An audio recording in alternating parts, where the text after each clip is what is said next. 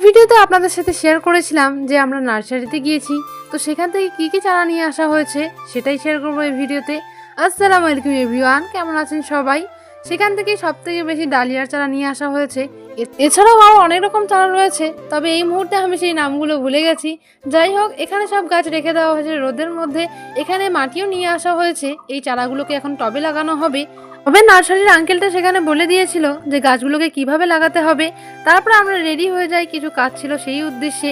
আর আগের দিনের সেই নার্সারির ভিডিওটাতে ইনস্টাগ্রামে একাধিক রেসপন্স পেয়েছি আমি, তার জন্য অনেক অনেক থ্যাংক ইউ আপনাদের। এদিকে বিকেলবেলা বাড়িতে চলে এসেছিলাম, এসে এখানে ইফতার রেডি করছিলাম সবাই মিলে। যেহেতু এখন রমজান মাস চলছে আর সারা বছরের মধ্যে এই মাসটাই আমাদের সব থেকে বেশি ভালো কাটে। সবাই মিলে একসাথে সেহরি করা, ইফতার করা, সব কিছু অনেক মজা হয়। তো এখানে ইফতারি রেডি হয়ে গিয়েছে। আপনাদের কেমন কাটছে রমজান মাস অবশ্যই কমেন্টে জানাবেন। দেখা হচ্ছে পরের ভিডিওতে।